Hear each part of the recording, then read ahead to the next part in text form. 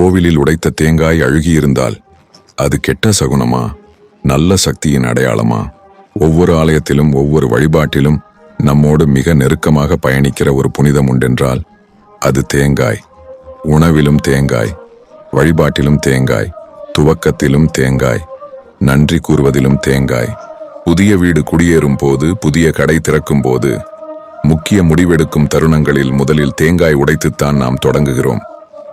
ஏன்? தீய சக்திகளை போக்க, கண் திருஷ்டியை நீக்க, நல்ல சகுனத்தை வரவேற்க இந்த தேங்காயை வைத்து நம் முன்னோர்கள் பல சகுனங்களையும் கணித்து வந்தார்கள் என்பது உங்களுக்கு தெரியுமா? ஒரு நாள் ஒரு பக்தன் அவன் வேண்டிய காரியம் நடைபெற வேண்டும் என்று கோவிலில் பக்தியுடன் ஒரு தேங்காய் உடைத்தான். அந்த தேங்காயை பார்த்தவுடனே அவனது முகம் மாறியது. தேங்காய் உள்ளே அழுகியிருந்தது. ஐயோ, கெட்ட சகுனமோ என்று அவன் மனம் நடுங்கியது.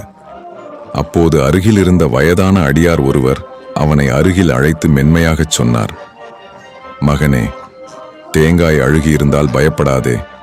அது உன் வாழ்க்கையின் கஷ்டங்களையே அந்த தேங்காய் ஏற்றுக்கொண்டது என்று அர்த்தம்.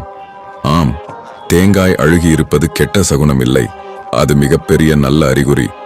உங்களை சுற்றியிருந்த கண் திருஷ்டி, பீடை, தீய சக்திகள், எதிர்கால துன்பங்கள் எல்லாவற்றையும் அந்த தேங்காய் தன்னுள் எடுத்துக்கொண்டது என்பதே அதன் அர்த்தம். தேங்காயின் உடைவு விதங்களும் அதன் சகுனங்களும். தேங்காய் பூ தெரிந்தால் பணவரவு அதிகரிக்கும், தடைப்பட்ட பணங்கள் வந்து சேரும், புதிய முயற்சிகள் வெற்றி பெறும், வியாபாரத்தில் லாபம் பெருகும். கண் பகுதி பெரிதாக உடைந்தால் எதிரிகள் அடங்குவார்கள், தீய எண்ணங்கள் அழியும். அடிப்பகுதி பெரிதாக உடைந்தால் வேண்டுதல் நிறைவேற தாமதம் ஏற்படும். பொறுமை மிக முக்கியம்.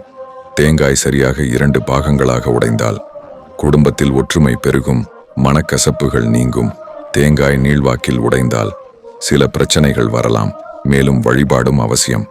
தேங்காய் முழுமையாக உடையாமல் இருந்தால் காரியத்தில் சிறு தடைகள், மீண்டும் ஒரு தேங்காய் உடைத்து வழிபட வேண்டும்.